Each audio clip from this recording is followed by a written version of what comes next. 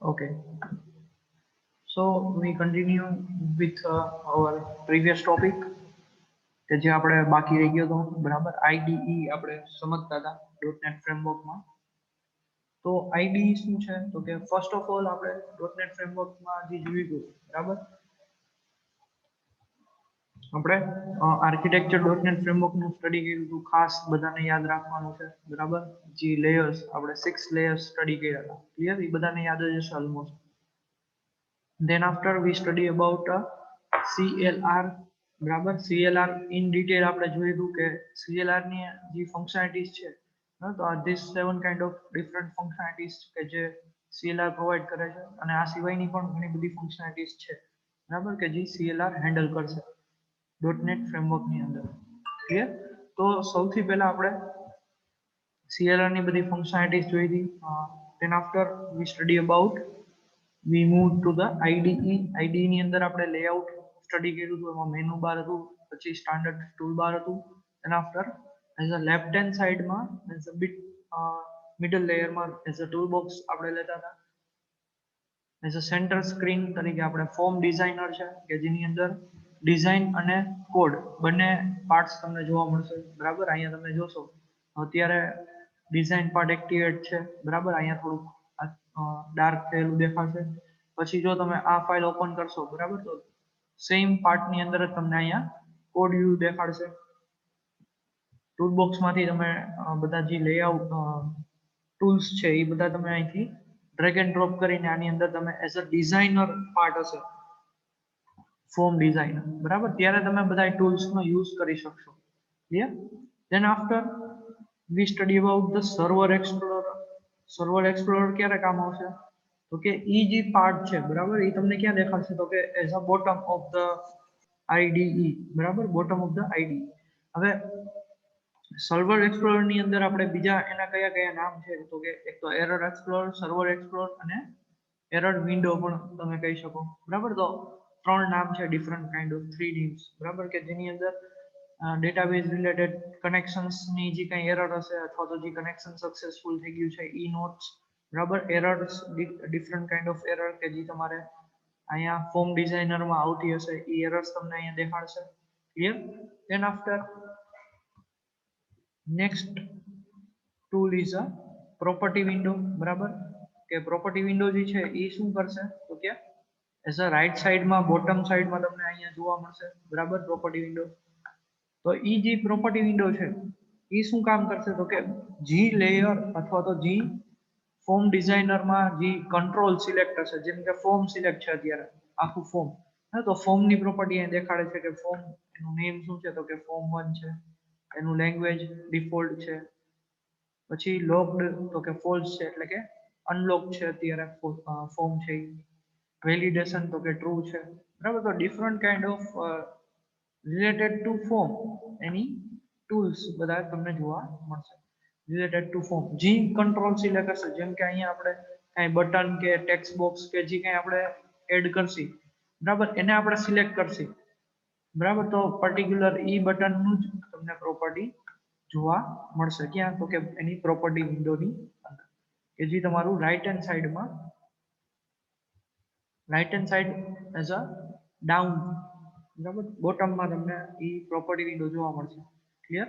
Than after the next one is a solution explorer બરાબર. આની આપણે વાત થઈ હતી કે સોલ્યુશન એક્સપ્લોરર છે તો એ શું કરશે તો કે તમારું જે એક્ટિવ પ્રોજેક્ટ છે એક્ટિવ પ્રોજેક્ટ એટલે કે તમારે કયા પ્રોજેક્ટમાં તમે અત્યારે વર્ક કરો છો મે બી બની શકે કે આઈડી છે બરાબર તો એની અંદર એક સાથે 10 થી 15 પ્રોજેક્ટ આપણે વર્કિંગ કરતા હોય બરાબર મોટી કંપનીમાં વર્કિંગ થતું હોય તો એની અંદર કયું એપ્લિકેશન ઓપન છે અથવા તો કયો પ્રોજેક્ટ ઓપન છે એ તમને અહીંયા જોવા મળશે જેમ કે અહીંયા અત્યારે કેવું છે વિન્ડોઝ એપ્લિકેશન 1 અને એની અંદર આપણે તો કે કયો પ્રોજેક્ટ ચાલુ છે તો કે માય પ્રોજેક્ટ 1 અને એની અંદર આપણે ફોર્મ 1 કે જે અત્યારે આપણું અહીંયા ઓપન છે એ ક્લિયર. તો જી તમારું પાર્ટ ઓપન હશે આઈડી બરાબર જેમ તમે માય કોમ્પ્યુટરમાં જોતા હોય તો માય કોમ્પ્યુટરમાં કેવું હોય કે જી ડિરેક્ટરી ઓપન હોય એટલે કે તમારું જે ફોલ્ડર ઓપન હશે એનો ઉપર તમને પાથ દેખાડશે ક્લિયર. તો સેમ વે સોલ્યુશન એક્સપ્લોરર છે એ શું કરશે તો કે different kind of one kind of directory structure provide કરશે એઝ અ આઈડી તરીકે કે જે શું કરશે તમને એઝ અ તમે ક્યાં છો કરંટ એપ્લિકેશન કઈ ઓન વર્કિંગ છે બરાબર અને પ્લસ કરંટ ફોર્મ કયું ઓપન છે એ તમને પર્ટિક્યુલર પાથ તમને આખો અહીંયા વિઝિબલ થશે ક્લિયર તો આ હતું આપણું visual basic IDE .NET ID બરાબર કે જેમાં આપણે પ્રેક્ટિકલ સ્ટાર્ટ થશે તો આની અંદર જ આપણે વર્ક કરવાનું થશે એટલા માટે બધી વસ્તુ ક્યાં અવેલેબલ છે બરાબર મેઇન તમારે કેટલી વસ્તુ યાદ રાખવાની તો કે લેફ્ટ સાઈડ કઈ વસ્તુ આવશે અને રાઈટ સાઈડ કઈ વસ્તુ આવશે ઇન બિટવીન તો બધાને આઈડિયા આવી જશે કે ફોર્મ ડિઝાઇનર છે એ ક્યાં આવશે એઝ અ સેન્ટરમાં આવશે ઉપર તો મેનુ બાર હશે જ બરાબર પ્લસ સ્ટાન્ડર્ડ ટૂલ બાર તો કે એની નીચે મેનુ બારની નીચે તમારી ટૂલ બાર આવી જશે હવે ટૂલ બારની નીચે ટૂલ બોક્સ આવશે બરાબર લેફ્ટ સાઈડમાં અને સેમ વે લેફ્ટ સાઈડમાં એઝ અ બોટમમાં શું આવશે તો કે સર્વર એક્સપ્લોરર તો સેમ વે રાઈટ સાઈડમાં બોટમમાં શું આવશે તો કે પ્રોપર્ટી વિન્ડો બરાબર રાઈટ સાઈડમાં એઝ અ બોટમ અને રાઈટ સાઈડમાં એઝ અ ટોપમાં શું આવશે તમારું સોલ્યુશન એક્સપ્લોરર ક્લિયર તો આટલા કમ્પોનન્ટ છે અથવા તો આઈડીઈ ના જે પાર્ટ્સ છે એ આપણે યાદ રાખવાના રહેશે કારણ કે આપણે જ્યારે પણ પ્રેક્ટિકલ કરશું તો બધા પાર્ટ્સનું ડિફરન્ટ વર્ક હશે અને બધું પેરેલલી આપણે ધ્યાન રાખવું પડશે clear okay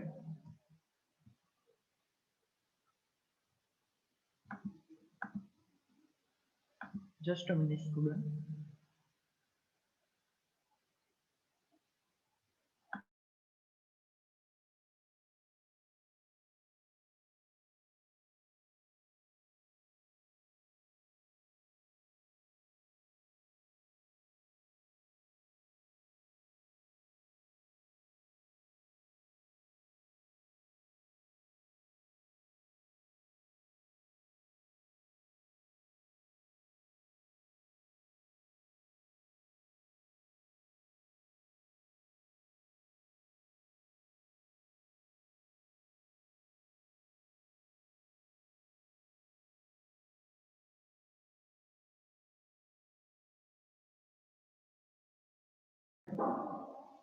we continue to the next topic એટલે સુધી બધાને ક્લિયર તો બધા યસ ટાઈપ કરે આઈડી બધાને ક્લિયર થઈ ગયું કમ્પોનન્ટ બધાને આઈડિયા આવી ગયું કારણ કે આ જે ક્વેશ્ચન છે બરાબર એ તમને પૂછાઈ શકે જીટીયુ ની એક્ઝામમાં તમને 7 માર્ક્સમાં પૂછાય છે આ question explain the .NET framework IDE અથવા તો explain VB.NET IDE ક્લિયર તો તમારે કમ્પોનન્ટ તમારે ડ્રો કરવા પડશે પણ એમાં કઈ રીતે ડ્રો કરવાનું થશે તો કે આ રીતે એક આપણે લેઆઉટ બનાવેલું છે જો હું તમને એક ખાલી ડેમો આપું છું કઈ રીતે આપણે ડ્રો કરશું ક્લિયર તો આપણે એક શું કરશું તો કે એક ફ્રેમ બનાવશું મેઇન ફ્રેમ ક્લિયર આ રીતની રેડ હું તમને લાઈન કરાવું છું બરાબર આ એક મેઇન ફ્રેમ છે ક્લિયર ધેન આફ્ટર અહીંયા આપણે ફર્સ્ટ આપણે જે એક બાર બને એ શું કહેવાય તો કે મેનુ બાર બરાબર than after V provide a second line for a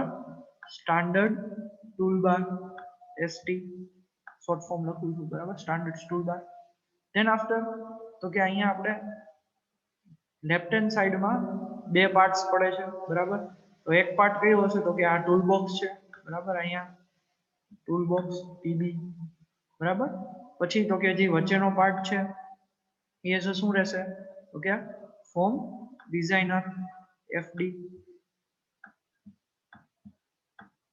બરાબર અને એફડી ની અંદર અહીંયા તો કે તમને ઉપર અહીંયા ત્રણ ભાગ જોવા મળશે એક ડિઝાઇનર એક વીબી વાળો પાર્ટ જે તમને અહીંયા જોવા મળે છે આ બરાબર એ તમારે અહીંયા રિપ્રેઝન્ટ કરી દેવાનું ક્લિયર ધેન આફ્ટર જે નીચે વધ્યું છે એ કયું છે તો કે સર્વર એક્સપ્લોરર એસઈ ક્લિયર અને જે બાકીનું છે બરાબર એ શું છે તો કે અહીંથી આટલો ભાગ છે એ હાફ પોર્શન કયું છે તો કે property window and the remaining portion is solution explorer clear તો આ થઈ ગયા છે તમારું આ રીતનું આપણે એક ડાયાગ્રામ રફમાં ડ્રો કરવાનું થશે નીટ એન્ડ ક્લીન ડાયાગ્રામ હવે સોલ્યુશન એક્સપ્લોર આપ્યું એમાં તમે અહીંયા એઝ અ લિસ્ટ તમે આપી શકો કે my application 1 my project form 1 clear property વિન્ડોમાં તમને એવું આઈડિયા આવે કે ભાઈ આપણે 5-6 પ્રોપર્ટી અહીં ડિસ્પ્લે કરવી છે અને એની સાઈડમાં વેલ્યુ ડિસ્પ્લે કરવી છે.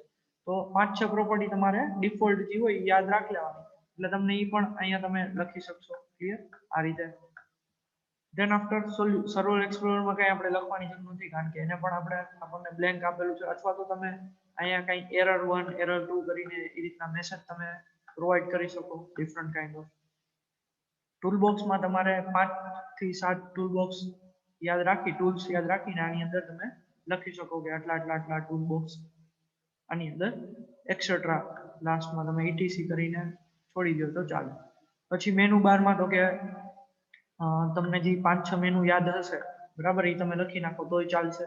અને સ્ટાન્ડર્ડ ટૂલ બારમાં આપણે આવા આઇકોન્સ જે કંઈ 2-3 તમને યાદ હોય તો એ ડ્રો કરી અને એક્સેટ્રા કરી જે મેઇન છે, જેમ કે આ ડીબગ ને પ્લે નું બટન છે, એ તમે લખી શકો. બરાબર. પછી આ મેનુમાં તો કે બિલ્ડ છે, એક્સ્ટ્રા જે પર્ટિક્યુલર આઈડીઈ માં જોવા મળે. તો એવા કયા મેનુ છે? તો કે બિલ્ડ છે, ડીબગ છે, પછી ફોર્મેટ છે, બરાબર, વિન્ડો છે. તો આવા જે મેઇન મેનુ છે એ તમને યાદ રહી જાય. બાકી તો ફાઇલ, એડિટ, વ્યૂ એવા તો તમને યાદ જ હશે. ક્લિયર? તો જે બાકીના જે ઇમ્પોર્ટન્ટ મેનુ છે કે જે ખાલી આઈડીઈ માં જોવા મળતા હોય, તો એવા તમારે યાદ રાખી અને 2-3 અહીંયા એક્સ્ટ્રા મેનુ જે રીતે લખી નાખવાના. પ્લસ તમારે જે આ ટૂલબાર છે, ટૂલબારમાં પણ અન્ડુ રીડુ નું ઓપ્શન છે, ડીબગ નું બટન છે, બરાબર. પછી તો કે અહીંયા તમને આ ઓપ્શન જોવા મળે. તો એમાંથી તમને જેટલા યાદ રહે, બરાબર, કે જે આપણે સ્પેશિયલ મેનુ છે અથવા તો સ્પેશિયલ ટૂલ્સ કહેવાય, કે જે ખાલી વીબી માં જ આવતા હોય, જેમાં અહીંયા સ્પેશિયલ મેનુ જોયા, તો એ જ ટૂલ તમે અહીંયા રિપ્રેઝન્ટ કરી શકો, કે જેથી તમને તમારું જે પેપર ચેકર છે એ ડાયરેક્ટલી તમને ઓકે કરી લાઇટ કરી અને માર્ક્સ મૂકી શકે ઇઝીલી. તમે ઇઝીલી માર્ક કવર કરી શકો. ક્લિયર? તો એ રીતે તમારે આખું રિપ્રેઝન્ટ કરવાનું થાય. એક્ઝેક્ટ આના જેવું તો આપણે બનાવી ના શકીએ, but kind of this design, બરાબર, આપણે બનાવી શકીએ. ઓકે? તો આ રીતનો આઈડી નો ક્વેશ્ચન પૂછાય છે અને આઈએમપી ક્વેશ્ચન છે, બરાબર. આપણા 2 ક્વેશ્ચન થયા. એક તો કયો હતો કે .NET ફ્રેમવર્ક નું આર્કિટેક્ચર પ્લસ .NET ફ્રેમવર્ક અથવા તો VB.NET નું IDE. ક્લિયર? તો આર્કિટેક્ચર છે એ આખો અલગ ક્વેશ્ચન છે, બધા મિક્સઅપ ન કરતા. આઈડીઈ પૂછે ને આર્કિટેક્ચર લખ્યા છે ઘણા સ્ટુડન્ટ, એટલે ખાસ થોડુંક ધ્યાન રાખો. આઈડીઈ નો મતલબ શું થાય કે આપણે પ્રેક્ટિકલી કેવું બધી વસ્તુ દેખાશે એ આઈડીઈ. ક્લિયર? અને આર્કિટેક્ચર એટલે તો કે તમારું VB.NET નું ફ્રેમવર્ક છે, બરાબર, એ આપણને દેખાતું ના હોય એ રીતનું, બટ એ રીતનું ટાસ્ક કરતું હશે પર્ટિક્યુલર લેયર વાઇઝ, બરાબર. ડિફરન્ટ લેયર ના ડિફરન્ટ રોલ હશે. ક્લિયર? તો એ રીતે ટાસ્ક કરતું હશે. તો આર્કિટેક્ચર જે હતું એમાં શું હતા, ઓલા લેયર્સ વાળું જે હતું એ બધું. અને જે આઈડીઈ છે એમાં આપણે એઝ અ પ્રેક્ટિકલ વ્યૂ આખો આપણો જે .NET ફ્રેમવર્ક નો આપણે જે પ્રેક્ટિકલ કરશે એનો આખો વ્યૂ. ક્લિયર? તો એમાં કન્ફ્યુઝન ના થાય બધાને ખાસ. Next topic is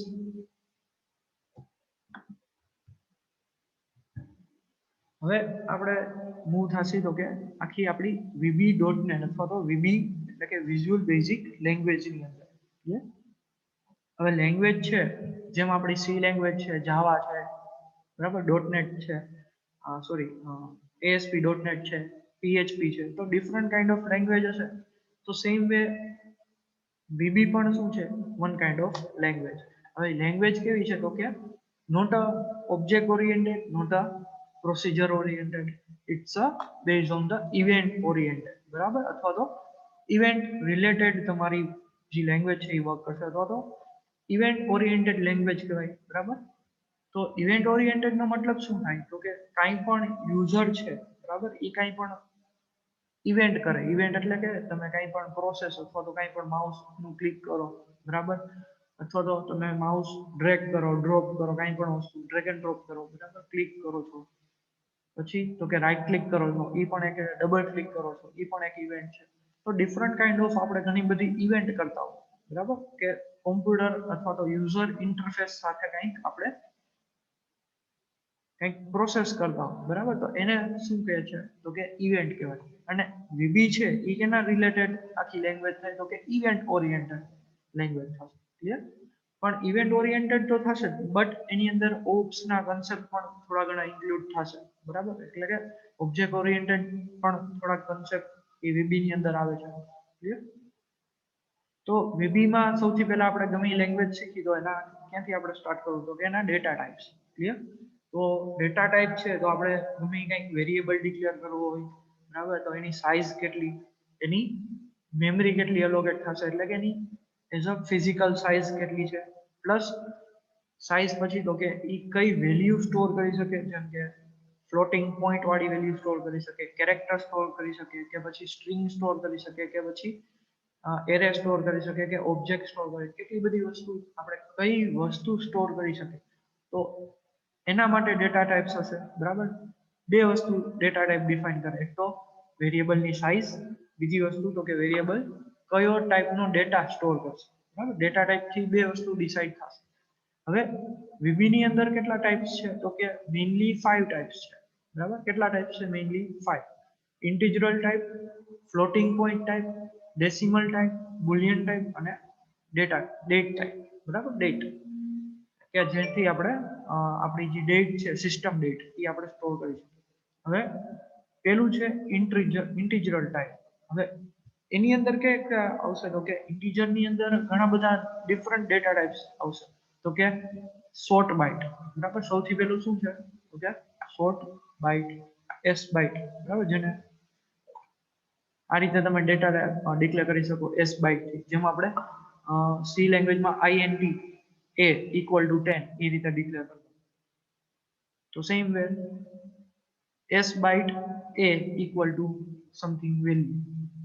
Here, then after byte, then after sort, usort એટલે કે unsort, integer જે આપણી સી લેંગ્વેજમાં INT હતું, પણ અહીંયા કેવું છે તો કે integer આખું તમારે લખવું પડે, integer a equal to 10, બરાબર. એ આપણે હમણાં આગળ જતા જોશું કે કઈ રીતે વેરિયેબલ ડિક્લેર થશે, બટ ખાલી તમારે આ ડેટા ટાઈપ યાદ રાખવાની થશે. પછી u integer નો મતલબ કે unsigned integer, clear. then after long, unsigned long and character, clear.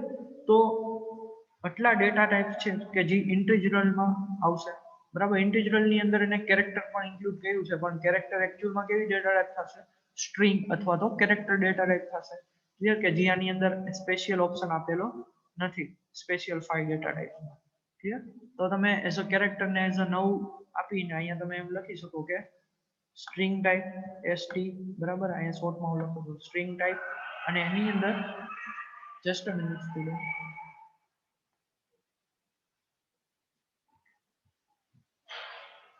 Okay. તો કેરેક્ટર અને સ્ટ્રિંગ બંને ડેટા ટાઈપને તમે એઝ અ સ્ટ્રિંગ ટાઈપમાં તમે ઇન્ક્લુડ કરી શકો, ક્લિયર. ધેન આફ્ટર ફ્લોટિંગ પોઈન્ટમાં કયા કયા છે તો કે સિંગલ એન્ડ ડબલ, બરાબર. સિંગલ અને ડબલ કે જે બંને ડેટા ટાઈપ કેવી વસ્તુ સ્ટોર કરશે તો કે પોઈન્ટ વાળી, ક્લિયર. કે તમારા જે ડેસિમલ વેલ્યુઝ હશે, બરાબર, એ સિવાયની તમે. ધેન આફ્ટર ડેસિમલ ટાઈપ, તો એની અંદર ખાલી ડેસિમલ જ ઇન્ક્લુડ કરે છે. બુલિયન ટાઈપમાં બધાને ખ્યાલ જ હશે કે true and false value store કરશે, ક્લિયર. એન્ડ ડેટ ટાઈપ, ડેટમાં તો કે તમારી જે સિસ્ટમ અથવા તો કરંટ ડેટ છે એ તમે સ્ટોર કરી શકો, બરાબર. કાંઈ પણ જાતની ડેટ છે, ડેટ વિથ ટાઈમ તમે સ્ટોર કરી શકો, ક્લિયર. તો different kind of this data type છે કે જેમાં ખાલી તમારે વધારે પડતી ઇન્ટિજરની ટાઈપ છે તો તમારે એ યાદ રાખવી પડશે. બાકી ફ્લોટમાં તો ડબલ અને સિંગલ છે, ડેસિમલમાં ડેસિમલ છે, બુલિયનમાં તો બધાને ખ્યાલ હશે કે ટ્રુ ફોલ્સ વેલ્યુ આવશે. બટ ઇન્ટિજરમાં short byte, byte, short, u short, integer, unsigned integer, long, unsigned long, અથવા તો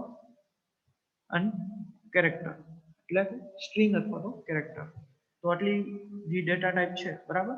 આપણે એટલી ડેટા ટાઈપ માંથી જ આપણે પ્રોગ્રામ અથવા કાંઈ પણ વસ્તુનો યુઝ કરશું,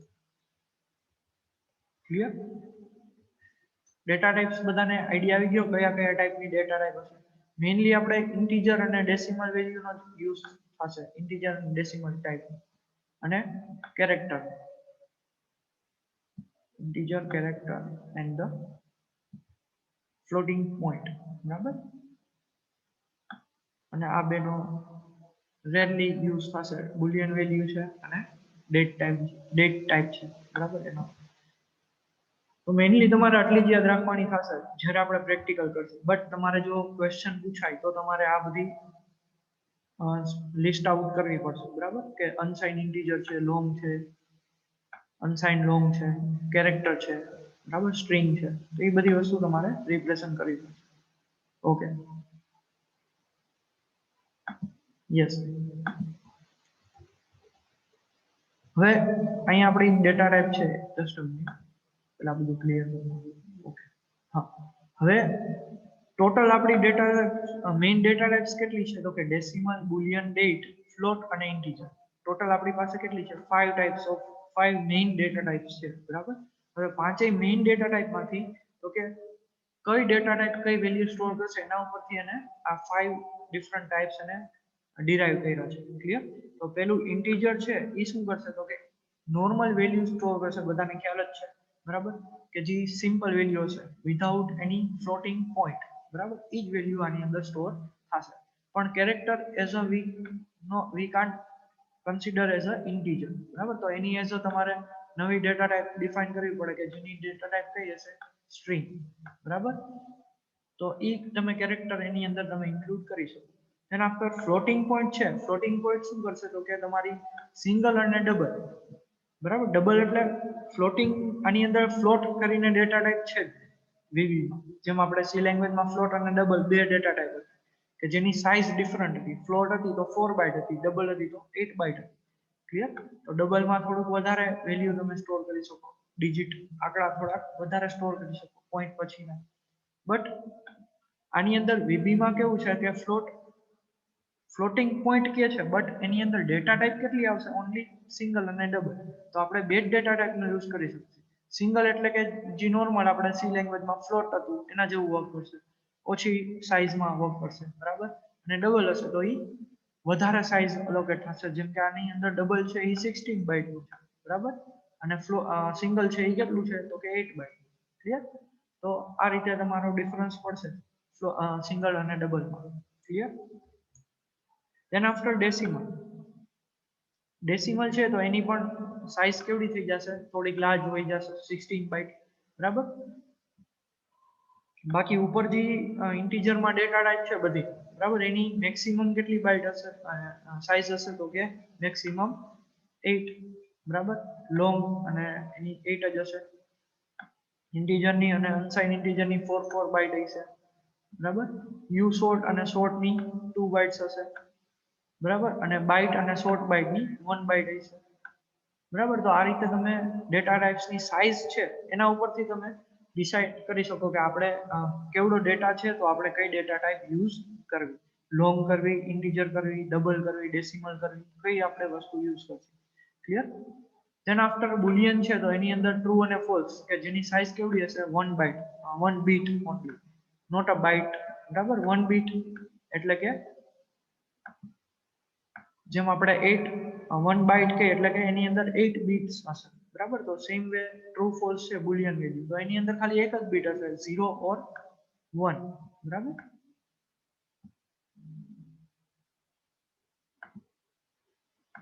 ક્લિયર તો 0 એટલે કે ફોલ્સ અને 1 એટલે કે ટ્રુ ક્લિયર તો એ જ રીતે 1 બીટ જ એલોકેટ થશે 0 હશે બીટમાં બરાબર તો as a false value store થશે અને 1 હશે તો તમારી ટ્રુ વેલ્યુ સ્ટોર તો સેમ એઝ અ બુલિયન કે જેની સાઇઝ 1 બીટ જ હશે ડેટ ટાઈપ કે જેની સાઇઝ કેટલી હશે 8 બાઇટ હશે ક્લિયર તો ડિફરન્ટ ડેટા ટાઈપ છે કે જેની ડિફરન્ટ ક્યાં પડે તો કે એની વેલ્યુ સ્ટોર કરવાની કેપેસિટી એટલે કે એની સાઇઝ અને એની ડિફરન્ટ વેલ્યુઝ બરાબર કઈ વેલ્યુ સ્ટોર કરી શકે એના ઉપરથી એની ડિરાઈવ થાય ડેટા ટાઈપ ક્લિયર તો ડેસિમલમાં ડિફરન્સ એટલો છે કે 16 બાઇટનું હશે એટલે કે એની અંદર લાર્જ અમાઉન્ટ ઓફ ડેટા તમે સ્ટોર કરી શકો ક્લિયર બાકી બધું વસ્તુ સેમ જ છે ખાલી ફ્લોટિંગમાં પોઈન્ટ વાળી વેલ્યુ સ્ટોર થશે ડબલ અને સિંગલ ક્લિયર હવે ડેટા ટાઈપ આપણે હાલો ધારો કે ડિક્લેર કરીએ છીએ તો એની અંદર કંઈ પણ જાતના રૂલ્સ અને રેગ્યુલેશન્સ આપણે ડાયરેક્ટલી કોઈ પણ ડેટા ટાઈપ જેમ કે ઇન્ટીજર 1 ઇક્વલ ટુ 1 એવું આપણે ના લખી શકીએ શું કામ કારણ કે 1 છે એ એઝ અ ડિજિટ તરીકે કાઉન્ટ થશે નોટ અ નેમ બરાબર વેરિયેબલનું નામ તરીકે કાઉન્ટ નહીં થાય તો એના થોડાક રૂલ્સ હશે એવા ઘણા બધા રૂલ્સ છે તો આપણે એ પહેલા રૂલ્સ જોઈ લેશું કે કયા કયા રૂલ્સ છે કે જે we need to know about that બરાબર કે variable name should not be a keyword બરાબર પહેલી વસ્તુ તો કીવર્ડ ના હોવો જોઈએ વેરિયેબલ નું નામ જેમ કે આપણે એક ડેટા ટાઈપ ડિક્લેર કરવી છે કે ઇન્ટીજર ઇક્વલ ટુ 10, તો એ વસ્તુ ચાલે નહીં. શું કામ? કારણ કે ઇન્ટીજર અને ઇન્ટીજર વાળો આ જ રીતનો આપણે ડેટા ટાઈપ ડિક્લેર કરી, બરાબર, વેરિયેબલ નું નામ આપણે આપીએ તો એ ચાલે નહીં. ઇન્ટીજર a ઇક્વલ ટુ 10 તો it is okay. Integer equal to 10 તો એ ચાલે નહીં. શું કામ? કારણ કે ઇન્ટીજર નામનો વેરિયેબલ તમે ડિક્લેર કરી શકો નહીં. શું કામ? કારણ કે એ ઇઝ અ કીવર્ડ છે, એની અંદર રિઝર્વડ કીવર્ડ છે, તો એ કીવર્ડ તરીકે કન્સિડર કરશે, બરાબર. VB નું કમ્પાઇલર જે હશે તો શું થાય કે એ કન્ફ્લિક્ટ થશે કમ્પાઇલર, એટલે કે તમે જે ડિફોલ્ટ કીવર્ડ હોય એ તમે યુઝ કરી શકો નહીં. બીજો રૂલ શું છે? Can't start with a digit. હવે આપણે મેં કીધું કે ઇન્ટીજર 1 ઇક્વલ ટુ 1 અથવા તો ઇન્ટીજર 1a ઇક્વલ ટુ 1, તો 1a, તો 1 જે છે એનો મતલબ કે સ્ટાર્ટિંગ ક્યાંથી થયું? ડિજિટ થી 1, બરાબર. 1a પછી ભલે તમે a b c d ગમી લો, but it is not use, બરાબર. એનો કઈ આપણે યુઝ કરી શકશી નહીં. શું કામ? કારણ કે ડિજિટ થી તમારો ડેટા ટાઈપ સ્ટાર્ટ થશે, ડેટા ટાઈપ નું નેમ સ્ટાર્ટ થશે નહીં. તમે a1 ઇક્વલ ટુ 1 કરો તો ચાલે. શું કામ? કારણ કે સ્ટાર્ટિંગ ક્યાંથી થયું? તો કે આલ્ફાબેટ્સ અથવા તો જે કેરેક્ટર છે એનાથી. ક્લિયર? ડિજિટ થી ચાલુ થશે તમારું વેરિયેબલ નેમ તો ચાલશે નહીં. ક્લિયર બધાને? બંને રૂલ સમજાઈ ગયા? એક તો કીવર્ડ ના હોવું જોઈએ, એક તો ડિજિટ થી તમારો વેરિયેબલ ડિક્લેરેશન નું નામ છે, વેરિયેબલ નું નામ છે, એ સ્ટાર્ટ ના થવું ના જોઈએ. Clear? Third point, upper and lower case R different, બરાબર. કે જ્યારે આપણે ઇન્ટીજર સ્મોલ એ અથવા તો જો અહીંયા મેં તમને એક્ઝામ્પલ આપેલું છે કે એજ, બરાબર, ઘણા બધા વેરિયેબલ એજ વાળા જ છે, બટ બધા વેરિયેબલ ની વેલ્યુ તમે જુદી જુદી રાખી શકો, એટલે કે ડિફરન્ટ રાખી શકો. કારણ કે આ એજ છે તો એની અંદર કેવું છે તો કે બધા સ્મોલ લેટર છે, એટલે એ આખો અલગ વેરિયેબલ બનશે. આ એજ છે એની અંદર શું છે તો કે પહેલો કેપિટલ છે એ, GE કેવું છે? સ્મોલ છે, તો આ પણ આખો ડિફરન્ટ વેરિયેબલ બનશે. પછી તો કે થર્ડ છે એમાં બધા કેરેક્ટર કેપિટલ છે, તો એ પણ આખો અલગ વેરિયેબલ તરીકે કન્સિડર થશે. જેમ કે આ એજમાં આપણે 10 રાખીએ, બરાબર, આ એજમાં આપણે 15 રાખીએ, આ એજમાં આપણે 18 રાખીએ, બરાબર. તો ત્રણેય જ્યારે આપણે આ એજ નો વેરિયેબલ ને પ્રિન્ટ કરાવશું સ્મોલ એજ, તો આપણને વેલ્યુ કેટલી મળશે? 10 મળશે. પછી તો કે આ એજ ને પ્રિન્ટ કરાવશું તો આપણને કેટલી વેલ્યુ મળશે? તો કે એની અંદર 15 છે. બટ સેમ આ જ રીતનો એજ આપણે બીજો વેરિયેબલ ડિક્લેર કર્યો કે જેમાં AGE, બરાબર, એ જ સેમ રીતે આપણે સ્ટોર કરાવશું, તો તમને આની અંદર તમે 20 લાસ્ટમાં એપ્લાય કરો છો, બરાબર, એજ તો તમને પ્રિન્ટ કરાવશો તો કમ્પાઇલર હવે શું થશે? કન્ફ્યુઝ થશે કે 20 પ્રિન્ટ કરવા કે 15 પ્રિન્ટ કરવા. શું કામ? કારણ કે બે વેરિયેબલ સેમ નેમના છે. ક્લિયર? કારણ કે આનો એ કેપિટલ છે તો આનો એ કેપિટલ છે, G સ્મોલ, આનો G પણ સ્મોલ, આનો E કેપિટલ, E સ્મોલ તો આનો પણ E સ્મોલ, ત્યારે કન્ફ્યુઝન થશે કમ્પાઇલર, બરાબર. તો આ જે હાલશે એ સપોર્ટ થશે નહીં. ક્લિયર? સેમ વેરિયેબલ ના નામ આપણે ડિક્લેર કરી શકશી નહીં, એરર આવી જશે, કમ્પાઇલ ટાઈમ એરર આવી જશે. ક્લિયર? તો આપણે અત્યારે જે જોઈ છે એનો મતલબ શું થાય કે આ જે બધા વેરિયેબલ છે એ ડિફરન્ટ છે. પછી આ એજમાં ધારો કે તમે 20 અથવા તો 25 તમે એન્ટર કર્યા, ક્લિયર? આ એજમાં તમે 50 એન્ટર કર્યા, તો હવે બધા વેરિયેબલ વર્ક કેવું કરશે? ડિફરન્ટ. શું કામ? કારણ કે બધા વેરિયેબલ નું નામ કેવું છે? ડિફરન્ટ છે. અમુકમાં E સ્મોલ છે, અમુકમાં E કેપિટલ છે, અમુકમાં આખું સ્મોલ આખું કેપિટલ છે, બરાબર. તો આ રીતે તમારા વેરિયેબલ છે એ બધા કેસ અને લોઅર કેસ અને અપર કેસમાં ડિફરન્ટ બનશે વેરિયેબલ. તમે ઘણા બધા કોમ્બિનેશન તમે એજના બનાવી શકો. ક્લિયર? મેઇન જે રૂલ હતો એ એજ હતો, બરાબર. Than after white space support થશે નહીં સેપરેટ કરવા માટે. જેમ કે તમે integer a space b equal to 10 લખો તો એ ચાલે નહીં. શું કામ? કારણ કે a અને વચ્ચે જે સ્પેસ આવી છે એ કન્સિડર કરશે નહીં. કમ્પાઇલર એને શું સમજશે? એરર સમજશે. ક્લિયર? એટલે કમ્પાઇલ ટાઈમ તમને એરર આપશે. હવે તો આપણે એક એવું વેરિયેબલ લેવું હોય કે જેમાં આપણે કંઈક મીનિંગફુલ વર્ડ આવતો હોય, બરાબર, કે જેમાં સ્પેસની જરૂર હોય, જેમ કે સર્કલ એરિયા, રેક્ટેંગલ એરિયા, તો કઈ રીતે ડિક્લેર કરવું? તો કે વિધાઉટ સ્પેસ આપણે કઈ રીતે ડિક્લેર કરશું? તો કે અંડરસ્કોર. અંડરસ્કોર સાઇન થી આપણે એને સેપરેટ કરી શકીએ, જેમ કે અહીંયા સર્કલ અંડરસ્કોર એરિયા, રેક્ટ અંડરસ્કોર એરિયા. તો આ રીતે આપણે વ્હાઇટ સ્પેસ નહીં ચાલે, બટ એને અંદર અંડરસ્કોર નો યુઝ કરી શકીએ અથવા તો ડેશ સાઇન નો યુઝ પણ કરી શકીએ. તો ખાસ વ્હાઇટ સ્પેસ આવશે નહીં, વ્હાઇટ સ્પેસ પણ અલો નથી. ડેટા ટાઈપના રૂલ્સ આપણે જે કાંઈ જોઈ છે એમાં. અને લાસ્ટ પોઈન્ટ કયો છે તો કે length can be anything. Variable નું નામ છે તો ABCD XYZ, તમે કેવડી મોટી ગમે એટલી લેન્થ તમે રાખી શકો. ક્લિયર? એમાં કાંઈ રિસ્ટ્રિક્શન છે નહીં કે આપણે 5 કેરેક્ટરની અંદર જ તમારું વેરિયેબલ નહીં, કે એજ તો AGE 3 જ કેરેક્ટરમાં તમારું નહીં હોવું, એવું નથી. ક્લિયર? તમે કાંઈ પણ એજ 1 2 3 4 5 XYZ તમે કાંઈ પણ જાતની આખી સ્ટ્રિંગ તમે લખી શકો, બટ સ્પેસ અલાઉ થશે નહીં. તમે અંડરસ્કોર થી તમારે સેપરેટ કરવું પડે. ક્લિયર બધાને આટલું? ઓલ સ્ટુડન્ટ આટલી વસ્તુ ક્લિયર બધાને? Yes or no? Up to variable rules અથવા તો ડેટા ટાઈપના રૂલ્સ.